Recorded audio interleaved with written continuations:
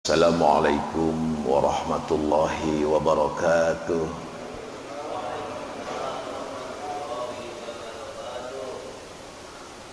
Alhamdulillahi rabbil alamin. Wassalatu wassalamu ala asyrafil mursalin Sayyidina wa habibina wa syafi'ina wa maulana Muhammadin wa ala alihi wa sahbihi ajma'in. Qala rabbi shrah li sadri wa yassir li amri wahlul 'uqdatam min lisani yafqahu qawli. Subhanaka la ilma lana illa ma 'allamtana innaka antal alimul hakim. Rabbana iftah bainana wa baina qaumina bil haqq wa anta khairul fatihin. Shadaqallahul azim.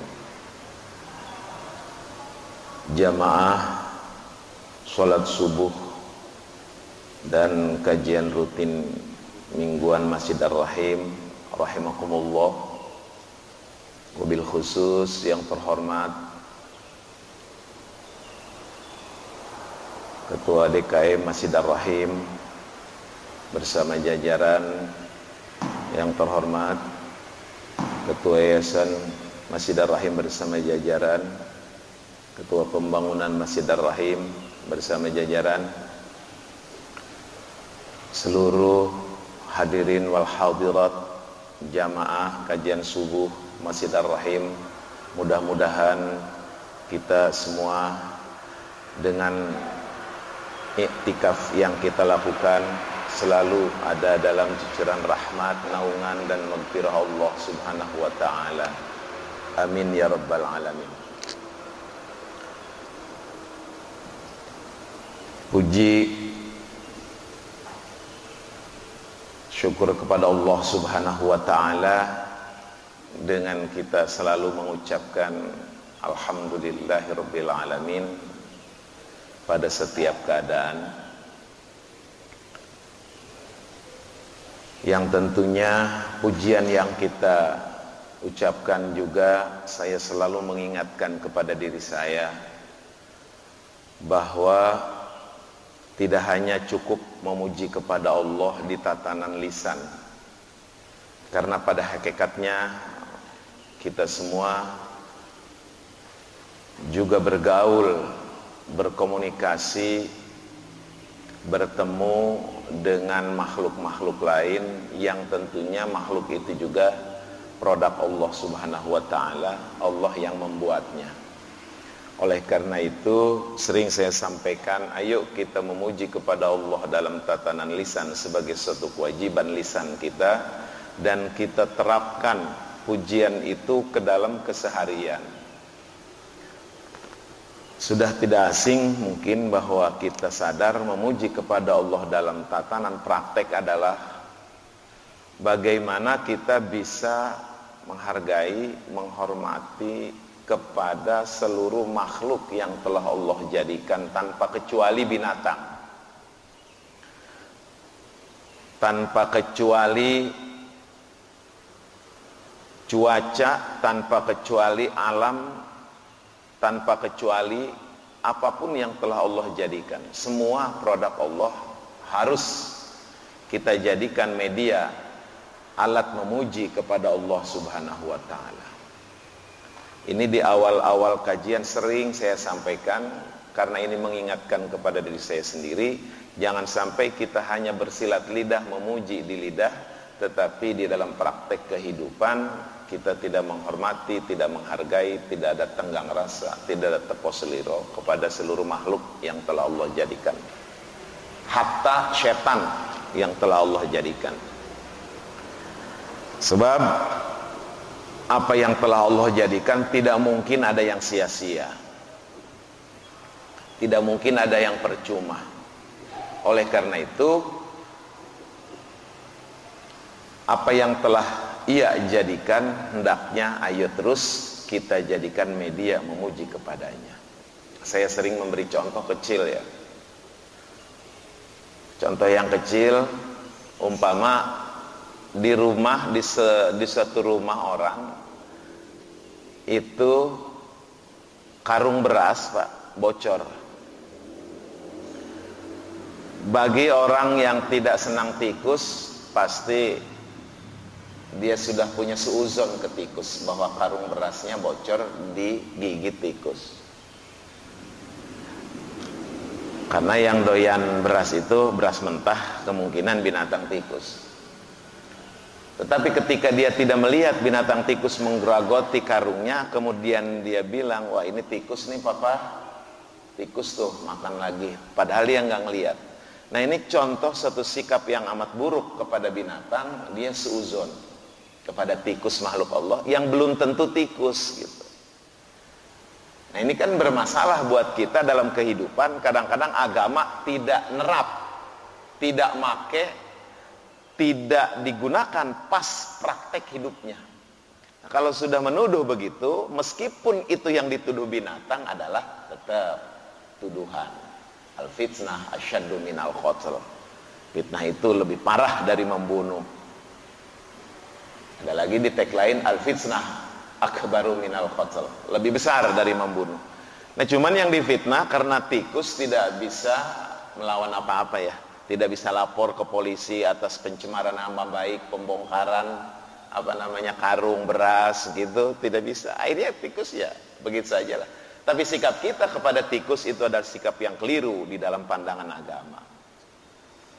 Nah, akhirnya timbul kebencian sama tikus. Ini cerita tikus dulu Pak ya, contoh memuji. Timbul kebencian.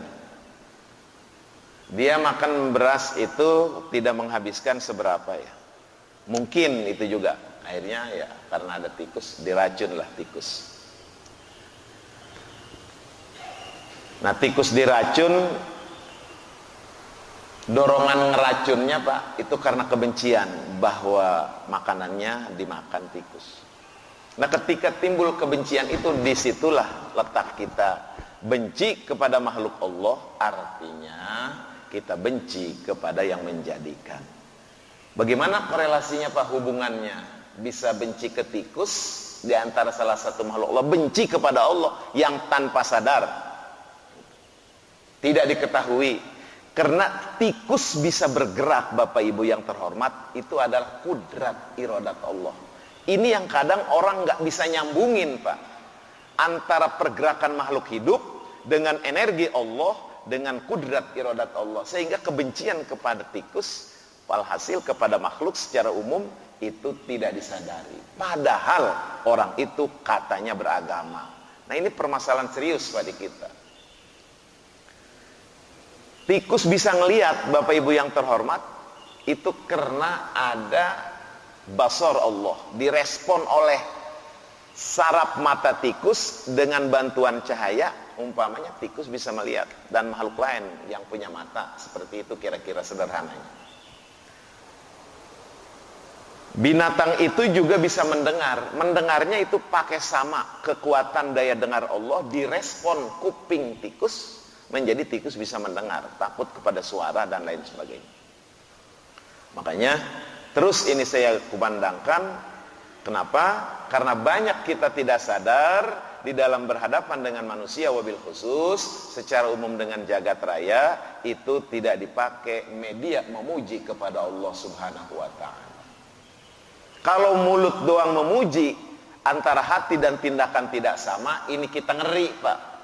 Kena satu hadis, ayatul munafik thalatha, idza hadatsa kadzaba,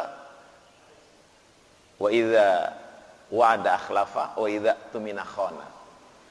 Ngeri itu Pak. Bila berbicara dusta Pak. Kita diajarkan mesti sinergi antara hati, mulut dan perbuatan. Kalau hati dan mulut serta perbuatan berbeda, ini ngeri Pak. Sepertiga munafik ada pada diri manusia, nauzubillah. Jadi berkata tidak sesuai nurani, berkata tidak sesuai tindakan kira-kira. Ngomongnya mah alhamdulillah, kebencian hati masih berjalan. Ini berarti kan harus dibenahi oleh kita. Karena tidak ada yang membenahi itu, meluruskan itu selain kita sendiri. Terjadinya huru-hara di mana-mana, Pak. Di mana-mana terjadi huru-hara, terjadi pengerusakan dan sebagainya. Ini karena dari dalam semuanya, Pak. Dari dalam, dari ketidaksenangan, kebencian dan lain sebagainya menjadikan huru-hara. Nah, coba terus kita, Pak, dengan sisa umur yang ada, hayat Allah kita respon, masih baik, kita punya, ada tubuh kita masih sehat, bisa merespon kekuatan daya hidup Allah, yuk gitu. Saya selalu mengajak kepada diri saya sendiri dan kita semua jamaah untuk bagaimana kita selalu mengintrospeksi, mengkaitkan antara kekuatan Allah, yaitu yang disebut sifat ma'ani, yang 7 sudah sering disampaikan, kudrat, irodat, ilmun, hayat, sama basor, itu punya Allah, direspon oleh kita, kita gunakan untuk yang semaksimal mungkin dalam ketaatan dan kebaikan kepada Allah Subhanahu wa Ta'ala. Yang kedua, selalu juga saya di awal-awal kajian itu ngajak bersolawat pada kita semua, karena bersolawat kepada Rasulullah itu adalah jaminannya luar biasa. Man shalla alayya sholatan wahidatan sallallahu biha asyara. Orang yang bersolawat kepada Rasul, satu kali itu akan 10 limpahan rahmat yang ia peroleh. Itu pun sering saya sampaikan, tidak cukup berharap, tapi tindakan kita berbeda dengan makna solawat secara esensi. Adalah praktek hidup kita juga harus bersolawat, bukan di mulut saja. Karena kita juga lagi-lagi bergaul dengan manusia, bergaul dengan alam, bergaul dengan hal-hal lain di muka bumi ini, yang zahir, yang batin, maka solawat kita terapkan ke dalam kehidupan. Bagaimana cara menerapkan solawat dalam kehidupan? Yaitu kita selalu berusaha keras, Pak, untuk bagaimana bersikap dengan sikap akhlakul karimah, sebagaimana baginda sudah sampaikan. Beliau menyampaikan bahwa bu'itsu liutammima makarimal akhlak, bahwa diutusnya itu untuk kelengkapan, Pak, untuk menyampaikan, untuk membawa akhlakul karimah, budi pekerti luhur, agung, mulia, karim. Jadi akhlak, sikap-sikap kita, Pak, kreativitas kita di dalam keseharian itu bernilai tinggi. Nilainya tinggi, kualitasnya tinggi. Bagaimana bisa akhlak itu tinggi nilainya? Tetap kembali kepada hati kita masing-masing. Di situ letak akhlak bisa tinggi, bisa karim, bisa mulia, karena dari hati. Pembenahan hati bukan hal yang mudah. Kita semua sudah berkostum, Pak, secara lahiriah. Berpeci, berkostum, berkain, bercelana, semua bagus. Tapi apakah jiwa kita sudah berkostum? Ruh kita sudah dipakein kostum, baju, sebagaimana di dalam Al-Quran disampaikan, walibasut taqwa dzalika khair. Pakaian takwa itulah pakaian yang terbaik. Itu harus juga kita koreksi. Dengan berpakaian takwa, jiwa kita bukan pakaian takwa merek daripada kokoh at-taqwa, bukan baju at-taqwa, tetapi jiwa takwa itulah yang menjadi bekal kita di dalam berakhlakul karimah. Baju takwa itu mereknya banyak, Pak. Ada merek sabar, bahasa agamanya. Ada mereknya tawakal. Ada mereknya syukur.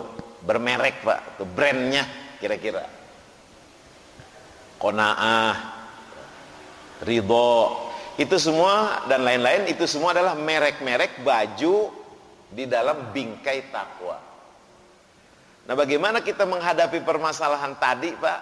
Kalau dengan baju takwa pada jiwa kita semua, insya Allah di dalam menghadapi kehidupan tidak ada yang menyangkut, nempel di dalam hati. Nah, bagaimana supaya begitu? Dengan pengertian yang cukup dan dengan pemahaman yang cakap. Naluri berpikir sudah disiapkan oleh Allah, tinggal direspon oleh kita. Akal sudah disiapkan, pikiran sudah disiapkan, semuanya lah dua energi, Pak, yang kita akan gunakan di dalam menjalani kehidupan.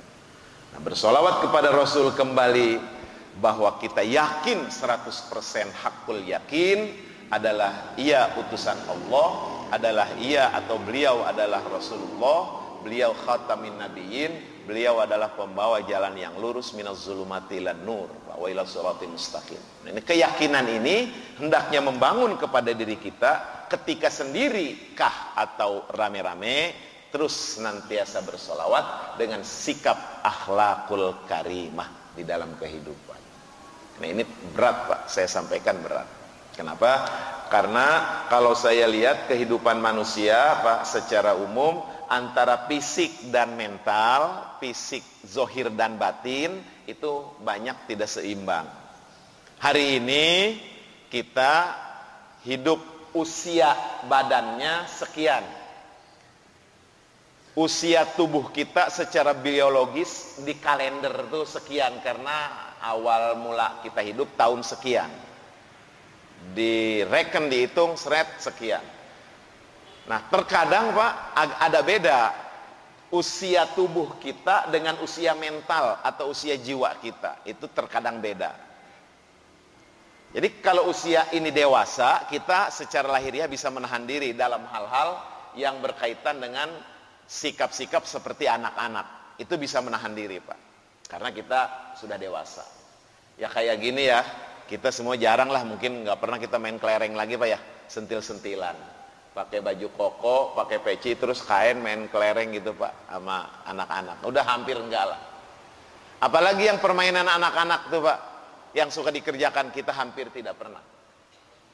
Tetapi kejiwaan terkadang ketinggalan Pak tumbuhnya, ketinggalan besarnya, ketinggalan dewasanya, sehingga posturnya sudah dewasa, mentalnya tidak dewasa Pak. Mentalnya belum menunjukkan sikap kedewasaan. Model seperti apa Pak?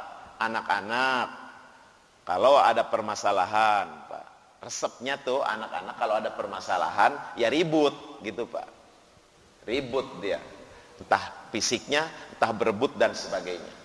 Nah kita sih secara fisik nggak ribut Pak ya, cuman di hati berkecamuk, di hati rame, di hati ribut. Kadang-kadang ribut di hati itu keluar melalui omongan, yang omongan itu tidak membuat enak, tidak membuat nyaman, tidak membuat damai.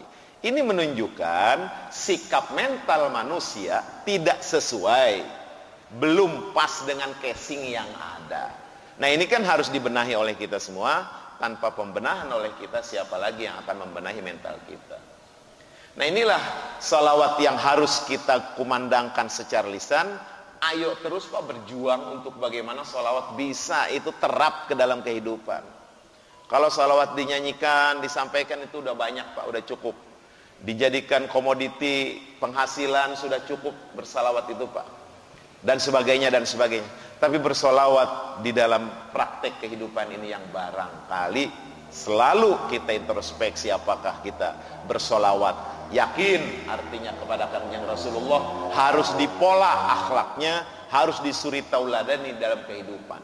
Suami dengan istri, istri dengan suami, suami istri dengan anak, anak dengan ayah, keluarga dengan tetangga, tetangga dengan RT, RW dan lain sebagainya. Ini menuntut semuanya berakhlakul karimah.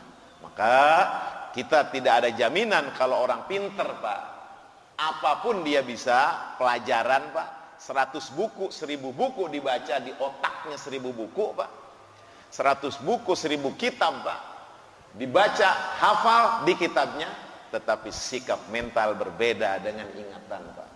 Berbeda sikap mental dan spiritual itu dengan pengetahuan yang ada di otak.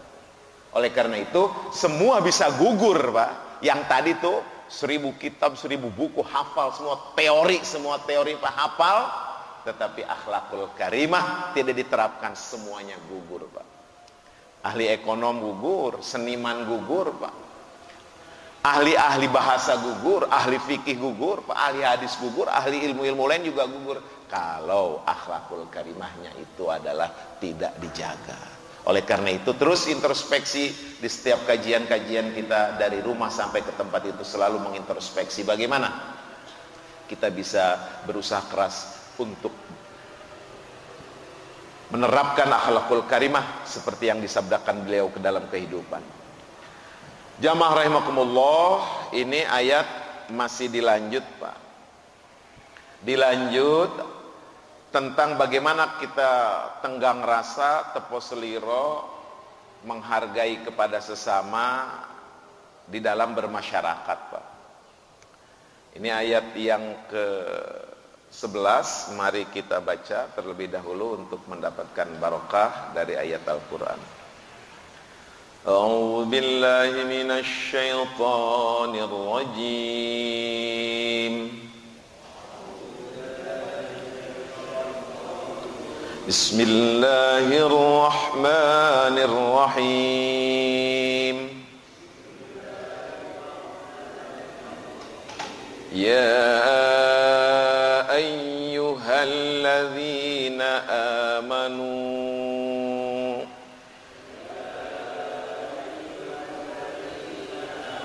idza qila lakum tafassahu fil majalisi fafsahu yafsahillahu lakum tafassahu fil majalisi fafsahu yafsahillahu lakum wa idza qila shuzu fanshuzu yarfa'illahu alladhina amanu minkum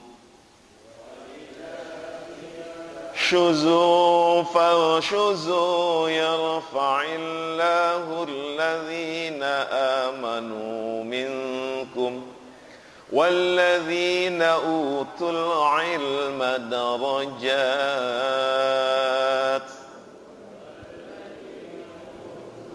والله بما تعملون خبير.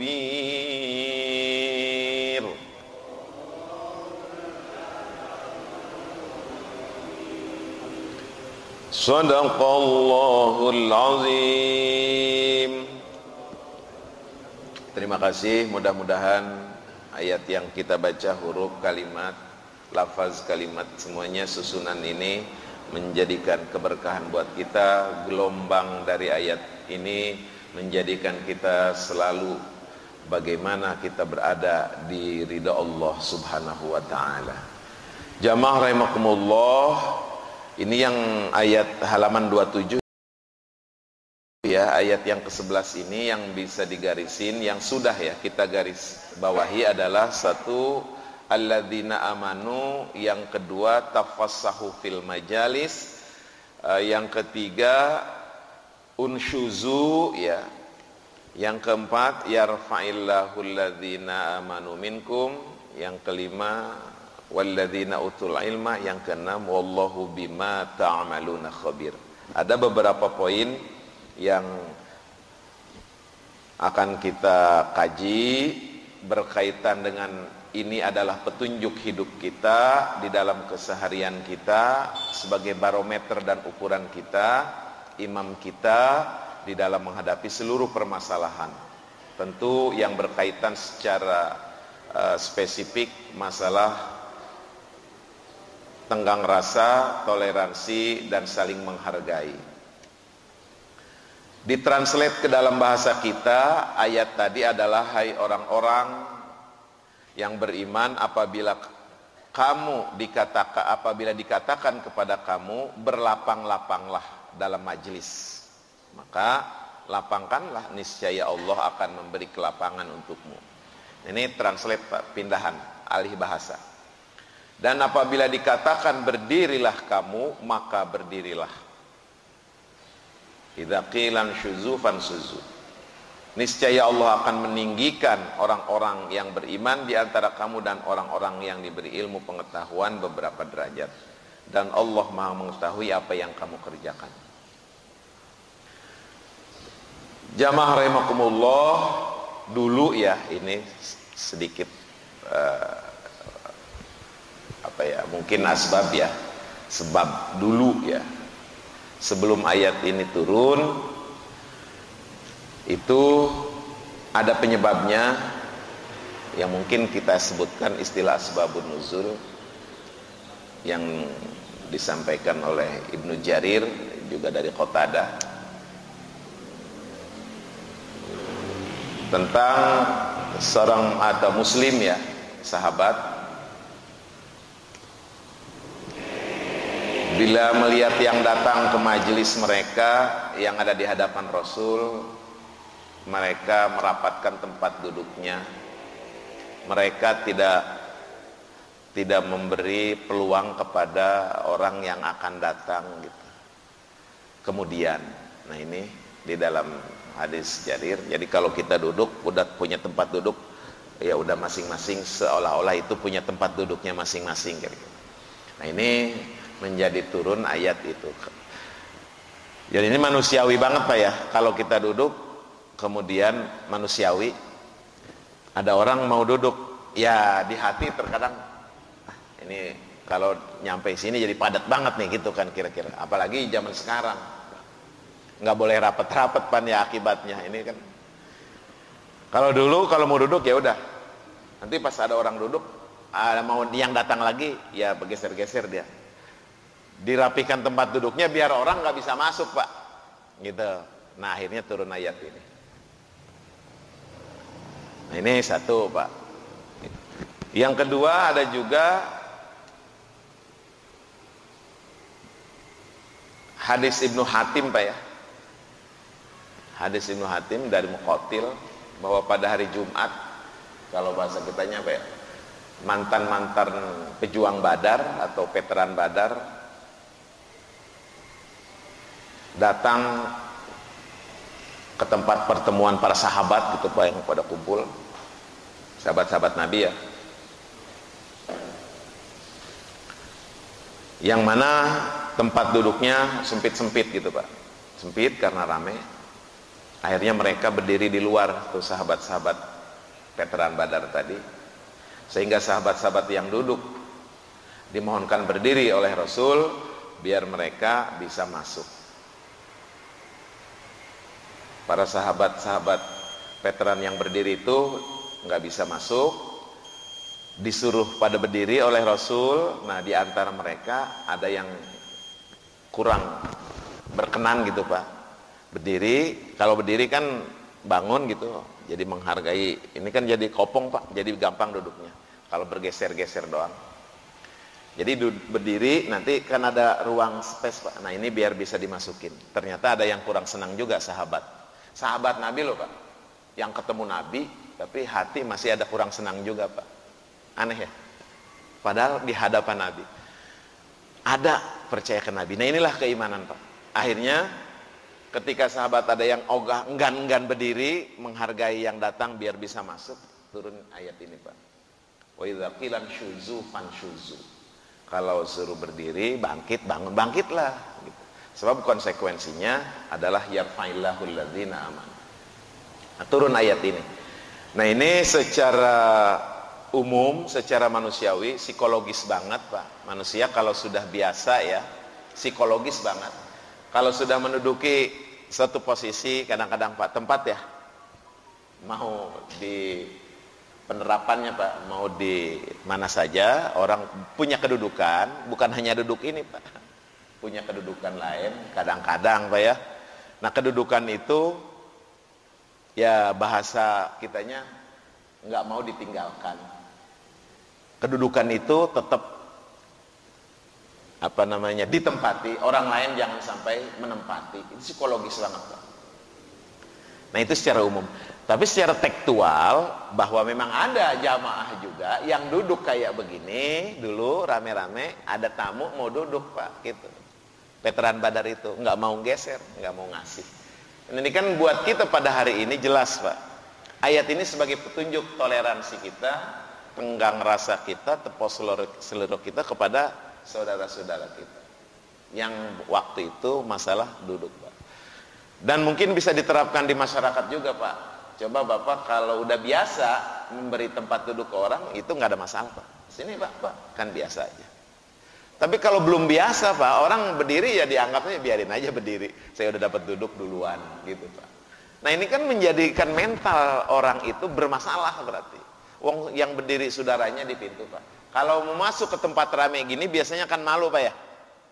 Malu nggak Pak? Umpamanya di hajatan, di tempat acara, resepsi dan sebagainya. Orang datang belakangan Pak. Rasa hati kalau masuk ada rasa malu nggak Pak? Ada ya? Apalagi sudah duduk rapi, pas datang belakangan celangak celinguk. Nah, panggil buru-buru Pak. Nah, manggil buru-buru itu adalah sikap toleran kita, sikap tasamu kita, sikap tenggang rasa kita. Dipanggil Pak, kita bergeser.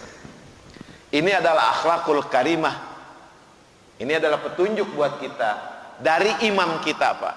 Al-Quran di dalam mensikapi sosial. Nah, itu secara tekstual Pak. Nah, secara kontekstualnya ayat ini juga bisa dipahami Pak secara halus, kontekstual, dan juga terapan bahwa orang kalau sudah punya kedudukan kadang-kadang Pak itu lupa bahwa kedudukannya, takut bergeser, takut hilang, takut apa, jadi tagen aja di tempat itu. Padahal posisi-posisi itu watilkal ayyam Pak, ya ruling aja lah, ada masa-masanya. Nah, ayat ini memberi petunjuk kepada kita untuk menyadari kedudukan kita sebagai apa kita di masyarakat, sadar gitu Pak. Kedudukan kita Pak, sadar bahwa itu memang harus ada perputaran gitu. Apalagi sekarang mau pilkada Pak ya. Wah, udah coba Pak, rame sawangan Pak. Yang ini begini, yang itu begitu, coba aja. Udah bancang pakeuh Pak. Nah, ini kan kalau ngelihat ayat ini Pak, kedudukan itu kayak nggak mau ditinggalin gitu loh Pak. Wow, gue mampu masih gitu gue ini. Sekarang rakyat seneng nggak masalahnya gitu. Atau tasarruful imam ala ra'iyati manutun bil maslahah. Kebijakan seorang pemimpin sudah sesuai dengan koridor Islam nggak? Apa masih pilih-pilih Pak, tebang pilih kepada siapa, kepada partainya, kepada ormasnya, kepada ini? Ini bermasalah Pak di kita, gitu. Kenapa? Karena hati lagi-lagi Pak, hati manusia serakah, rakus dan lain sebagainya. Itu manusia Pak. Makanya kalau manusia berdasarkan imam besarnya ini Pak, Al-Quran, imam besarnya tuh Pak, enggak bakalan rakus Pak, enggak bakalan maksa-maksain orang, nakut-nakutin, interogasi, awas loh nanti kalau gue jadi gue pecat loh. Nah ini Pak, ada Pak yang itu Pak. Kalau gue jadi loh, awas gue pecat gitu. Bermasalah dalam mental, berebut masalah posisi nih, tafassahu fil majalisnya nggak jalan Pak. Konsekuensinya kalau berebut itu Pak, pasti hati tidak akan bersih, tidak akan jernih, menempatkan permasalahan, tidak akan ada keadilan Pak. Pasti Pak. Ini nggak siapapun yang memimpin, mau dari akademiknya Pak, label akademik sampai tidak berlabel akademik, status sosialnya apa, hartanya siapa, tetap Allah tidak melihat itu semua. Agama tidak menilai itu semua sebuah kebaikan. Tapi yang bernilai di dalam agama, jelas hadis Nabi sudah menyampaikan, innallaha la yanzuru ila suwarikum wa ajsamikum walakin yanzuru ila qulubikum wa amalikum. Allah tidak melihat suarikum, suar kamu, gambar kamu, foto kamu, kedudukan kamu, posisi kamu, tidak ada yang dilihat pada Allah. Wajsamikum, tubuh kamu, warna kulit kamu, keturunan apa kamu, tidak dilihat oleh Allah. Tetapi yang bernilai positif di sana adalah walakin yanzuru ila qulubikum wa a'malikum. Hatimu dan sikapmu. Nah, ini makanya rata-rata kalau sudah iman Pak, biasanya umumnya disebut imannya amanu wa amilu as-solihat. Umumnya begitu Pak di ayat. Kalau sudah ya ayyuhalladzina amanu wa amilu as-solihat, itu rata-rata 3 Pak. Iman, amal, saleh. Nah, ini yang barangkali harus kita kaji kembali, bahwa saya sering sampaikan untuk mengingatkan semua bahwa iman yang kita pahami hari ini kadang-kadang belum terap sesuai dengan pengertian yang dimaksud. Kalau kita kaji secara linguistik, jelas Pak, iman itu bahasa Arab. Cuman bahasa Indonesia, amana yu'minu, iman itu apa? terjemahan kitanya Pak, keimanan. Iman Arab tuh amanu nih Pak, iman itu keimanan, keyakinan dan kepercayaan. Itu terjemah kita sebagai konsekuensi dari kata kerja yang dibendakan atau masdar jeren. Amana yu'minu iman. Nah, iman ini terjemahannya, translate bahasa kitanya Pak, translate-nya kepercayaan atau keyakinan atau keimanan. Nah, ini dari kepercayaan, keyakinan dan keimanan ini punya definisi yang begitu tuh Pak. Kepercayaan, keimanan, keyakinan itu punya definisi gitu. Tasdik bil qalbi, takrir bil lisan, amal bil arkan. Yakin, ngucap, bertindak. Yakin di hati, ngucap, bertindak. Yang baik tentunya, itu keimanan. Contoh, hari ini kita datang ke majelis ini nih Pak, ke masjid ini pasti karena keimanan yang kuat. Pasti Pak. Saya tanpa ragu 0, sekian nggak ada Pak. Yakin, hakul yakin Bapak Ibu datang karena keimanan, kepercayaan, keyakinan kepada Allah bahwa ini hal yang baik. Yakin banget Pak. Bapak datang kemari itu nggak dikasih transport loh. Saya malahan yang dikasih transport sama Bapak. Bapak dengerin kan? Datang kemari Bapak ngasih transport melalui DKM Pak, melalui Jariah. Saya yang dikasih Pak. Berarti sebenarnya bisa ikhlasan Bapak sama saya Pak. Ya, benar nggak Pak? Bapak datang nggak dibayar, saya dibayar coba Pak. Makanya hati-hati banget saya Pak, jangan sampai bayaran saya habis hanya urusan dunia, akhirat saya binasa, nauzubillah. Di situ letak beratnya Pak Guru Pak. Berat Pak. Pengajar itu berat. Kalau sudah niatnya pengen dapat dibayar, udah Pak, habitat a'maluhum wa huwa fil akhirati minal khasirin. Habis semua amalnya Pak. Dibayar berapa? Habislah amalnya. Karena nggak ikhlas Pak. Ini permasalahan serius buat guru Pak, buat yang mengajar Pak. Bukan saya doang Pak, semua. Serius Pak. Nah, kalau udah dibayar dunia habis Pak, akhirat Pak. Makanya harus mengerti banget, harus paham banget, jangan sampai dunianya rugi, akhiratnya juga rugi. Kita berharap di ujung doa tuh Pak, atina fid dunya hasanah, fil akhirati hasanah Pak. Makanya berat Pak buat yang mengajar gini Pak. Meskipun dia dibayar secara transport dunia, tetapi hati-hati akhiratnya rugi. Sebab kan ujung hidup terus sampai sana Pak. Apalagi udah dibanderol Pak, kalau sekian kudu sekian. Kan banyak sekarang ya. Masya Allah, agama seperti itu kan. Luar biasa, hanya untuk dapur Pak. Nah, ini permasalahan serius di dalam menyebarkan agama. Maka sering saya sampaikan, dai bejibun Pak, diaudisikan, dilombakan semua bejibun. Penceramah bejibun Pak, di televisi bejibun. Tetapi kemaksiatan tidak berkurang Pak. Kejahatan tidak berkurang. Pembangkangan tidak berkurang. Kenapa masalahnya? Nggak tahu. Tapi kemungkinan yang terbesar adalah apa yang disampaikan dari kita, dari penceramah, dari apa ada, tidak sesuai dengan hati, tidak sesuai dengan mulut, tidak sesuai dengan perkataan, dengan perbuatan. Makanya amanu amilu as-solihat, iman, amal, ikhlas, saleh. Sehingga kalau disampaikan dari mulut saja maka akan diterima oleh kuping bapak dan kuping ibu saja, keluar masuk kiri dan keluar kanan.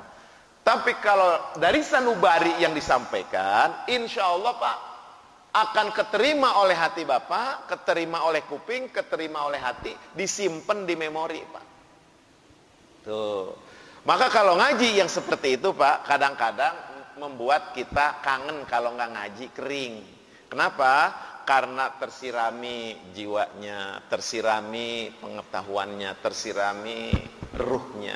Karena datang dari ruh, keluar diterima kuping, masuk ke ruh lagi. Nah, ini yang barangkali lebih efisien dapat dimanfaatkan dalam kehidupan.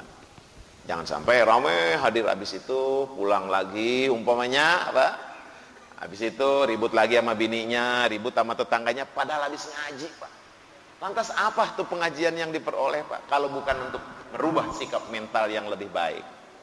Nah, ini permasalahan serius di ajaran kita, ajaran Islam itu kadang-kadang masih terlupakan, hanya seremonialnya yang banyak, hanya istilahnya kontestan-kontestannya yang banyak, hadirinnya banyak, tetapi kualitasnya adalah belum bisa diserap.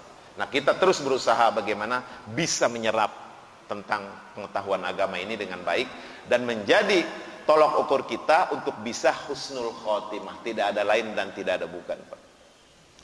Jamaah rahimakumullah, jadi iman, amal soleh tadi. Iman bahasa Arab translate-nya keimanan, kepercayaan. Jadi bapak datang kemari, ibu datang kemari, hakul yakin karena keimanan, kepercayaan, keyakinan kepada Allahnya tebal. Yakin, ngucap, bertindak. Yakin ngaji itu manfaat, berarti yakin. Terus bilang, "Pah, Mah, ngaji yuk." Nah, bilang. Habis bilang, datang ke masjid, bertindak. Nah, itu iman, amal, saleh. Biasanya ngitungnya begitu Pak di Quran. Oleh karena itu, kalau diterjemahkan itu Pak, iman itu diterjemahkan iman, kepercayaan, keyakinan itu yakin, ngucap, yakin dan bertindak. Nah, yang ini masuk koridor hadis Nabi, bingkai hadis Nabi, al-iman yazid wa yankus. Kepercayaan, garis miring keimanan, garis miring keyakinan, kadang menebal, terkadang menipis. Kadang menguat, kadang melemah, gitu. Al-iman keimanan, al-iman kepercayaan, al-iman keyakinan. Karena translate-nya seperti itu, maka menipis menebal. Contohnya gimana? Yang datang kemari, ini kan senggang semuanya. Yang senggang semuanya nih Pak, datang kemari itu karena menebal keimanannya, menebal kepercayaannya, menebal keyakinannya kepada Allah bahwa ini adalah sangat bermanfaat. Ada senggang waktu, mendingan yang lain aja. Gitu Pak, dikalahkan umpamanya seminggu sekali juga, itu artinya menipis Pak keimanannya, menipis kepercayaannya, menipis keyakinannya karena balahan mengerjakan hal-hal yang lain ketimbang untuk menyiram rohaninya. Ada lagi contohnya Pak, kenapa orang mau berbuat jahat Pak? Entah itu yang lahir, zohir, atau yang batin. Yang zohir seperti mencuri, merampok, madon, maling tuh Pak. Berantem, ribut, tawuran itu lahir. Semua itu kalau digarisin bawah Pak, karena keimanan, karena kepercayaan, keyakinan kepada Allahnya lemah. Sampai dia mau berjudi, mau mabok, mau main perempuan, mau korupsi, mau menganiaya orang, mau tawuran dan sebagainya Pak. Itu karena kepercayaan, keimanan, keyakinan kepada Allah lemah. Kenapa begitu? Karena semua perbuatan kita terdata Pak. Semua ucapan kita terdata. Nah, itu hilang dari memori orang. Ngucap aja, nggak ada yang data. Raqib Atid tidak percaya berarti kan. Bertindak aja saya mah biarin sejahat-jahatnya juga. Mau saya, mau gua gitu nyebutnya Pak. Berarti keimanan, kepercayaan, keyakinan ke Allahnya sangat lemah. Bahwa itu adalah kudrat iradat Allah. Kenapa digunakan untuk kejahatan? Hidup punya Allah. Kenapa daya hidup digunakan kejahatan? Melihat daya Allah, basar, kenapa digunakan untuk kejahatan? Berarti keimanan, keyakinan, kepercayaan kepada Allahnya sangat lemah. Sehingga secara lahiriah berbuat jahat. Atau kejahatan itu, keimanan kepada Allah, keyakinan kepada Allah, kepercayaannya lemah secara mental Pak. Contoh, orang hari ini masih gedeg ke makhluk Allah, masih sewot, masih benci Pak. Itu berarti lemah keimanan kepada Allah, lemah keyakinan kepada Allah, lemah kepercayaan kepada Allah. Hari ini Pak, sampai hati masih mengumbar hawa nafsu, masih tidak kendali Pak, tidak stabil mental, hari ini Pak manusia, berarti dia lemah keyakinan kepada Allah, lemah kepercayaan kepada Allah, lemah keimanan kepada Allah secara batini atau halus. Ngeri Pak kalau ngedengar hadis Nabi Pak. Jadi orang dewasa belum sempat stabil mentalnya Pak, itu sulit masuk surga Pak. Ini ngeri Pak.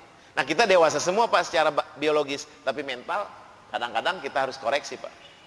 Kalau belum sampai dewasa juga mentalnya Pak stabil, anteng gitu Pak, nggak terbawa kiri, nggak terbawa kanan aja, istiqomah tuh mental Pak. Kalau nggak gitu Pak, sulit masuk surga. Itu dalam hadis Nabi disampaikan, man balago arba'ina sanatan falam yaghlib khairahu syarrahu falyatajahaz ilan nar. Orang yang sudah usia 40 tahun Pak, mentalnya belum ajeg Pak, masih suka ke bawah kiri gitu, atau ke kanan ya Pak, ekstrim kiri ekstrim kanan, nggak ajeg gitu. Yang udah 40 tahun tinggal kita koreksi udah berapa. Falam yaghlib khairuhu syarrahu, kebaikannya tidak mengalahkan kepada kejahatannya, falyatajahaz ilan nar. Ya siap-siap Pak, cik cawisna wong itu masuk neraka. Luar biasa Pak. Nah sekarang udah 40 tahun lewat pastinya Pak. Saya aja udah setengah abad lebih usia, apalagi Bapak ya, yang udah kelihatan rada-rada capek nanjak aja kan gitu Pak. Hati-hati Pak. Coba kalau Pak Haji Basir mungkin apa? Ada 70 Pak Haji? Masya Allah, 2 tahun lagi 73 ya. Udah lewat 63, coba udah banyak banget bonusnya. Untung dikoreksi terus Pak Haji ya, dikoreksi terus. Coba falyatajahaz ilan nar, siap-siap Pak nyemplung ke neraka. Masa pakai peci, pakai sorban gini masuk neraka? Apa ironi Pak ya? Nah, kalau Bapak sih nggak pakai sorban, Pak Haji tuh sama saya berdua nih. Nggak sorban. Masa pakai sorban ahli neraka? Nauzubillah Pak ya. Coba 40 tahun masih belum stabil Pak, masih ekstrim kiri ekstrim kanan. Islam itu kan tawasud Pak, jalurnya tengah, khairul umur ausatuha, nggak ekstrim kiri nggak, ekstrim kanan nggak. Ekstrim kiri itu pokoknya jahat semua Pak. Tuh. Ekstrim kanan atas nama kebaikan semua Pak. Tuh. Jadi atas nama purinitas agama, pokoknya semua bid'ah selain ini gitu Pak. Itu kayak ekstrim kanan Pak. Muludan bid'ah kafir masuk neraka gitu Pak. Hormat bendera haram itu ekstrim kanan Pak itu. Bendera dihormat haram Pak. Aneh saya. Lagu Indonesia Raya haram Pak. Saya nggak ngerti. Surat apa yang menyebabkan Indonesia Raya haram Pak dinyanyiin Pak? Aneh Pak, orang Indonesia karena ekstrim kanan Pak. Itu musyrik Pak katanya. Hormat bendera, aneh Pak. Suruh belajar lagi ke Ar-Rahim Pak. Atau saya datang ke rumahnya, silakan telepon ada Pak. Gitu. Ngopi di sana sambil di rumah, nyantai. Lah hidup di bumi Indonesia, makan nasi uduk, ya, makan juga Pak, apa namanya singkong rebus roti sumbu. Pikirnya pikiran di sana Pak, Wahabi haram. Ya mohon maaf Pak, haram. Indonesia Raya haram. Itu kan kita bisa makan singkong di sini karena Indonesia merdeka Pak. Ya, ditaikin benderanya, dihormatin. Masa haram Pak? Syirik katanya. Saya bilang inilah pengertian. Nah, makanya saya suka akhirnya panjang Pak bahasan tentang syirik segala tek-tek bengek. Saya bilang syirik mah di sini semua. Ilmu syirik di sini Pak. Takwa termasuk apa namanya sabar, syukur, tawakal, hasud, semuanya di barang dalam itu Pak, bukan fisik. Nah kalau fisik mah ini kita berserikat semua Pak hari ini.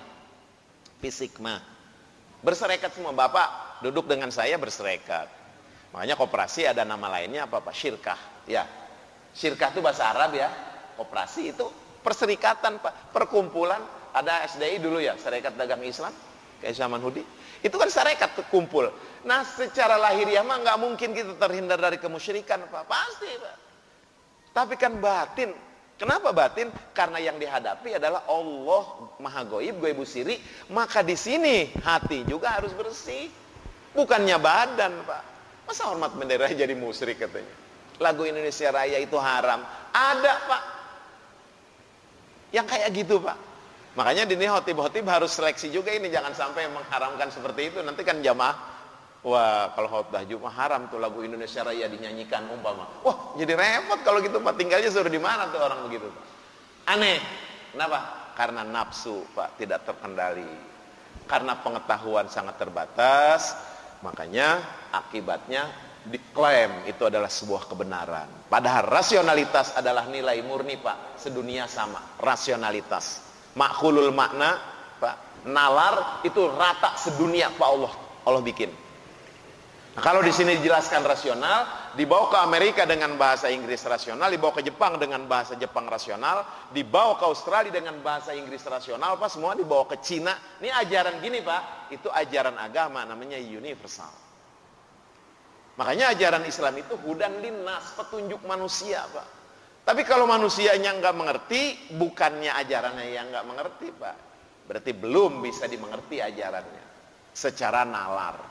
Maka saya sering sampaikan, Pak, semua ajaran agama itu rasional, Pak. Kenapa? Karena nabinya fatonah, super cerdas. Ilmunya sudah disiapkan untuk bagaimana mencerna tuh ajaran. Gitu, Pak. Nah, ini masalah iman. Keimanan, bahasa kitanya kepercayaan, keyakinan. Nah, datang kemari Bapak Ibu kita semua dipastikan karena keimanannya tebal. Nah, tadi, Pak, orang yang mencuri, orang yang berbuat jahat dan sebagainya, kejahatan secara lahiriah, itu keimanannya nipis. Ada yang masih di sini miara, Pak, sebel, gedeg, sewot, dendam, Pak. Di sini setipis-tipisnya orang rasa tidak enak, Pak. Setipis-tipisnya tidak enak, itu masih nyangkut, nggak enak, Pak. Nah, ini adalah kotor jiwa karena keimanan, keyakinan adalah tipis, lemah kepada Allah. Maka itu koridornya al-iman yazid wa yankus. Ada satu yang barangkali belum banyak disampaikan adalah iman bahasa Arab diterjemahkan iman juga ke dalam bahasa Indonesianya. Kalau tadi iman di bahasa Arab, amana yu'minu, iman itu kepercayaan, keyakinan dan keimanan. Ada lagi satu, Pak, yang belum banyak disampaikan. Iman bahasa Arab diterjemahkan ke kita iman juga. Nah, ini apa barang ini? Dialah al-iman nurun fil qalbi. Ini nur, Pak, di dalam dada kita. Nah, ini yang menyelamatkan kita kepada Allah itu, Pak, bukan keimanan, bukan kepercayaan, bukan keyakinan, tapi iman. Nur fil qalbi. Nanti kolaborasi antara nur di hati dengan nur jiwa manusia. Nurun ala nur, dua cahaya yang bisa menyelamatkan manusia di dunia sampai ke akhirat, Pak. Nah, ini riskan banget, Pak. Nur fil qalbi itu nggak bisa gabung dengan sebel, Pak. Nur fil qalbi nggak bisa gabung dengan sewot. Nurun fil qalbi nggak bisa gabung dengan kehel, Pak. Nggak bisa gabung dengan mental-mental yang ada di dalam diri manusia, itu mental buruk, nggak bisa, Pak. Tetapi keimanan tetap ada, keyakinan tetap ada, kepercayaan tetap ada. Mohon maaf, Pak, itu yang demo suka rame-rame nafsu, Pak, itu keimanan, Pak, atas namanya kan kepercayaan, Pak. Tapi kalau demonya pakai nafsu, pakai keinginan, apalagi di situ ada ghibah, ada fitnah, aku yakin, Pak, rontok nih imannya, Pak. Saya sudah pernah cerita, Pak, ada aulia Allah namanya Bal'am, Pak, ribuan muridnya.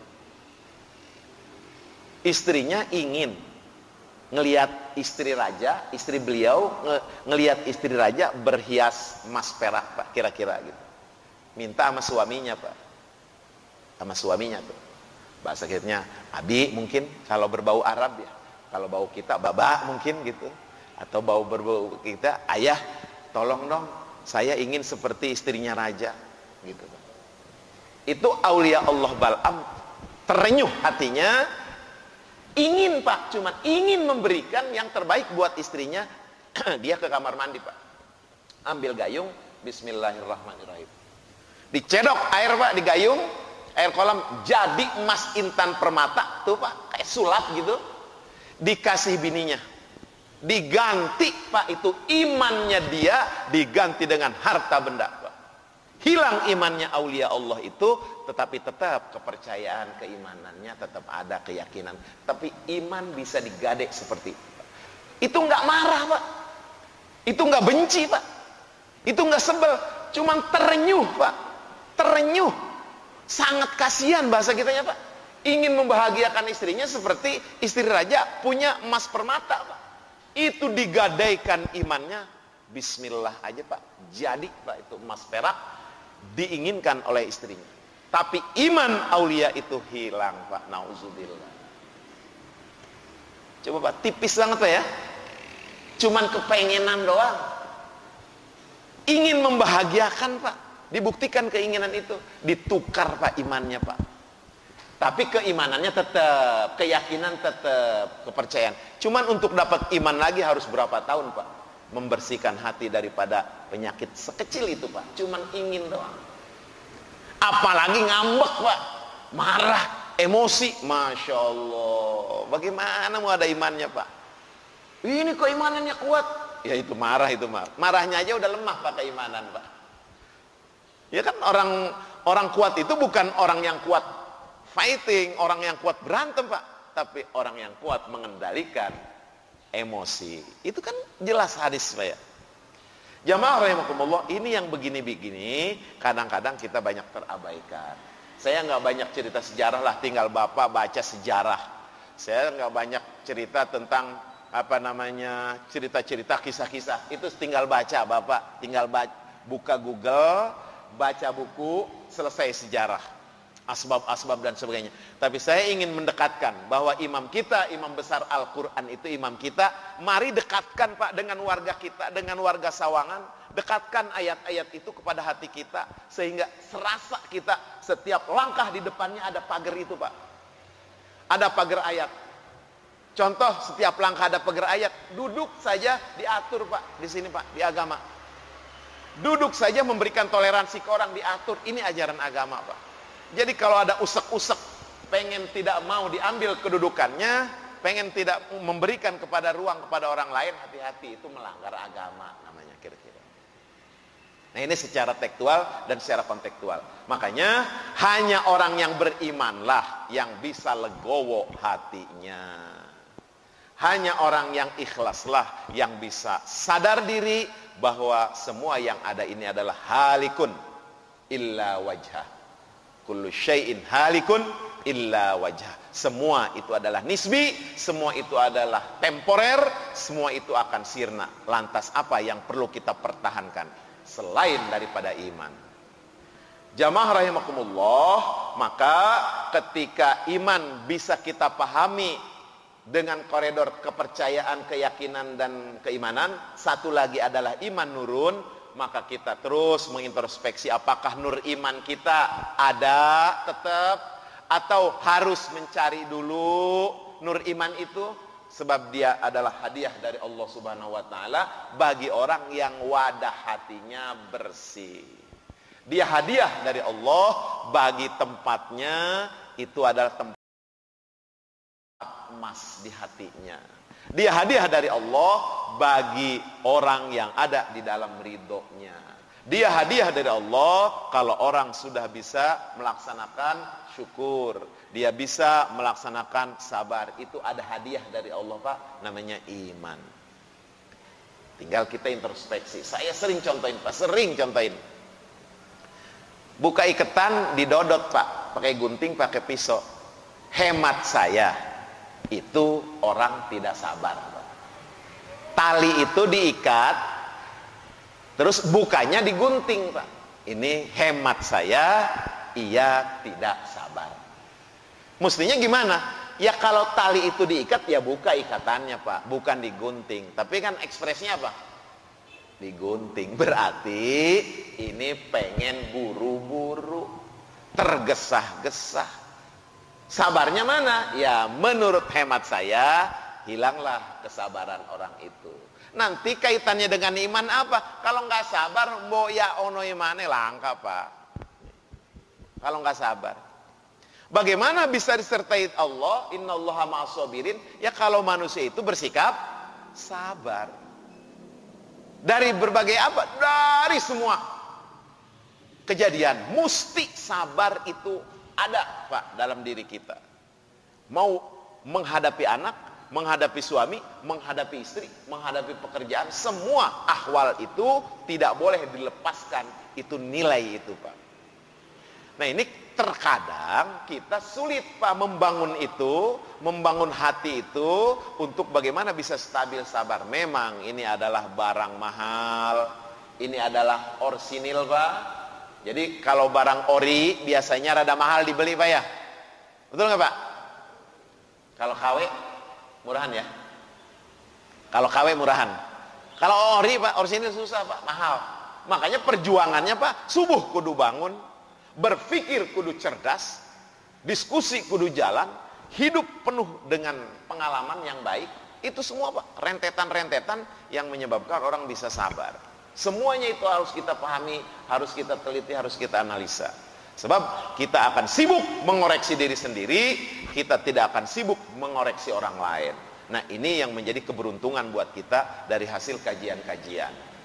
Oleh karena itu, kalau pengetahuan tanpa diamalkan, istilah ilmu tanpa amal bagai pohon tidak berbuah. Al ilmu bila amal kasyajar bila thamar. Jadi nggak ada manfaat yang signifikan ke dalam kehidupan pribadi orang kalau ilmunya tidak diamalkan.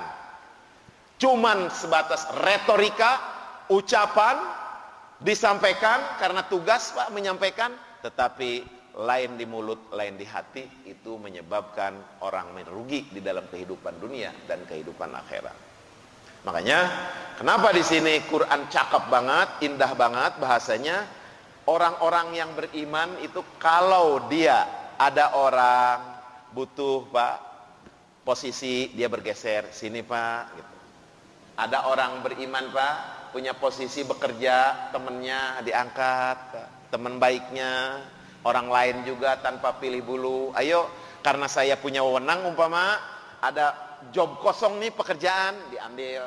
Siap nggak bekerja, syaratnya ini nih, ada nggak ya? Udah masuk Pak. Gitu, nggak disusah-susahin Pak. Dulu Pak, dulu di Depok Pak, di pemerintahan dulu. Kalau sudah partainya satu aja Pak, masuk situ, itu PNS gampang banget Pak. Percaya Pak. Dulu, tapi nggak tahu yang kemarin. Saya mungkin sama apa nggak tahu. Dulu Pak, uang baru keluar Pak kuliah, kerjanya aja masih belum becus Pak. Masuk pegawai negeri sipil. Kenapa? Karena separtai Pak. Bagaimana kagak zolim begitu Pak? Orang yang sudah kompeten Pak, sudah dokter juga susah masuk PNS Pak. Kenapa? Karena itu Pak, ikatan-ikatan seperti itulah emosional yang barangkali menyebabkan orang tidak adil Pak. Makanya hati-hati banget Pak kita yang punya posisi, hati-hati banget kita yang punya pengaruh gitu Pak. Jangan sampai itu adalah memilih gitu Pak kepada yang lain karena keinginan dan hawanya. Ini iman nempel di kita, nempel di dada kita kalau iman itu atau kalau keimanannya itu kuat. Keimanan kepercayaannya kuat. Jadi keimanan itu adalah ibarat tameng Pak. Ibarat bingkai, ibarat penjaga. Penjaga apa? Penjaga iman. Sholat, zakat, puasa, haji itu adalah tameng semua. Penjaga apa? Penjaga iman. Dia adalah bingkai. Dia adalah wadah. Menjaga apa? Menjaga iman. Kalau belum dapat iman gimana? Ya sholat, zakat, puasa, haji itu adalah akan menyerap iman. Akan mendatangkan iman. Kenapa? Karena sholat, zakat, puasa, haji membentuk akhlakul karimah di dalam kehidupan Pak. Dengan akhlakul karimah, mental dan spiritualnya bagus, jelas Pak. Wadahnya berarti emas. Saya sering sampaikan Pak, wudhu aja kadang-kadang kita belum sampai ke esensi Pak. Wudhunya sih udah bisa, syarat dan rukun wudhunya udah bisa semua, batalnya udah semua, sampai sikut juga udah semua bisa Pak. Saya nggak nakut-nakutin kalau nggak sikutnya kebasuh nanti masuk neraka, nggak lah, pokoknya itu udah disampaikan sama guru-guru lain. Tapi saya lebih menekankan kepada esensinya Pak. Semua itu adalah akhlak bentukannya Pak. Semua adalah mental bentukannya. Bagaimana orang bisa gibah, bisa fitnah? Pak, ini nih mulut, dia udah berkumur Pak. Itu kan ironi. Bagaimana orang bisa nge-share berita hoak Pak? Tuh. Al-yawma nakhtimu ala afwahihim wa tukallimuna aydihim wa tashhadu arjuluhum bima kanu yaksibun. Pak, hari ini pada diam mulutnya mah Pak. Ya. Tapi kan ini jalan Pak. Aydihim, taktik tuh, seret. Itu berita-berita hoak. berita-berita yang nggak benar, belum divalidasi, belum ditabayunin, belum didatengin orang yang memberikannya. Udah di-share, Pak. Inilah sumber-sumber kejahatan yang luar biasa, Pak. Makanya, ayo, Pak, introspeksi terus, bikin iman di dalam hati menjadi stabil dengan keimanan yang kuat. Maknai wudhu di dalam kehidupan, maknai sholat di dalam kehidupan, terjemahkan wudhu di dalam praktek kehidupan, terjemahkan sholat di dalam praktek kehidupan. Bagaimana kaki, Pak, bisa berjalan ke tempat yang tidak puguh? Bahasa sawangannya, orang tahu juntrungan, asal ngikutin ibu jari aja jalan kemana. Berarti orang tidak punya tujuan hidup. Berarti orang itu adalah nganggur-nganggur, pengangguran belaka, Pak. Tetapi tetap itu semua harus diperhitungkan sebagai kekuatan ilahi yang harus bermanfaat buat kita, buat orang lain. Jangan sampai jalan nggak puguh kemana, apa, tangan bekerja apa, kuping mendengarkan nggak yang puguh, nggak jelas, berpikirnya berpikir ngeres, padahal udah diusap tuh, diusap pakai rambut ininya, apa, diusap pakai air rambutnya.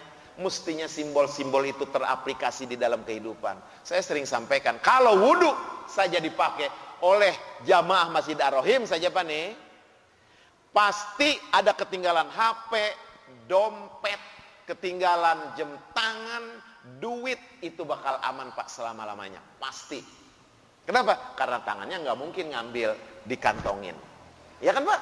Karena udah wudhu, nggak mungkin tuh pikirannya ngeres, celangak celinguk, wah nggak ada orang nih, dimasukin, Pak. Padahal dia apa?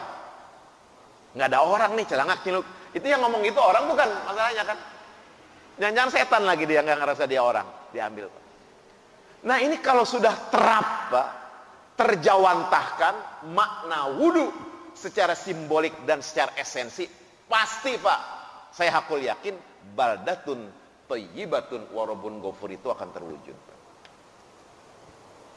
Makanya saya sampaikan, maknai, Pak, maknai.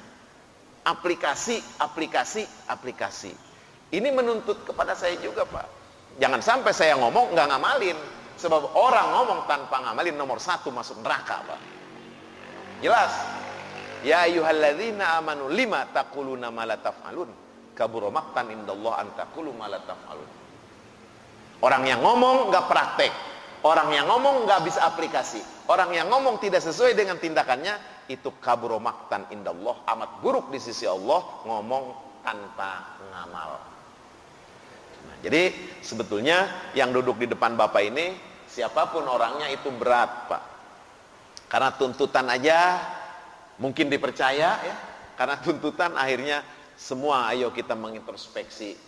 Yang konsumsinya Bapak, yang konsumennya Bapak, yang produsennya kami di sini, siapapun itu, ayo kolaborasi semua, Pak. Untuk semua adalah meningkatkan amaliyah kita, bagaimana bersikap akhlakul karimah. Dengan ayat ini, Pak, resikonya tinggi. 1, kalau iman itu ada, dijamin selamat dunia dan akhirat. Kalau iman itu tidak ada di dalam dada, imannya, Pak, ini nurun tadi, itu dijamin berarti kebalikannya, tidak selamat dunia dan akhirat. Kita mau husnul khotimah, iman mesti ada. Yang kedua, resiko fil majalis, kedudukan kita sebagai apa? Kalau kita betul bisa bawa orang secara profesional, secara proporsional, mboya ajak bersama kita di pekerjaan apa saja. Yang nganggur-nganggur, Pak, yang nyantai-nyantai, waktu luang umpamanya ada, dia sempat bekerja profesional, dia bisa, ayo, Pak, dibawa oleh kedudukan yang kita duduki hari ini, status sosial apa di perusahaan dan sebagainya. Nah, inilah yapsah, makan mendapat kejembaran juga, Pak, dari Allah sebagai kita. Resiko mengangkat, mengajak orang lain. Kemudian unsyuzu, Pak, kalau suruh berdiri tegak, artinya ayo berdiri. Maka disitulah juga akan tinggi nilainya. Yarfa, dia, Pak, akan naik nilainya, akan tinggi kualitasnya. Yarfa'illahul ladzina amanu minkum, akan terhormat dia baik di dunia sampai ke akhirat. Yarfa'illahul ladzina amanu minkum, Pak. Jadi ketinggian derajat manusia bukan hanya itu berlaku di dunia saja. Mestinya ketinggian derajat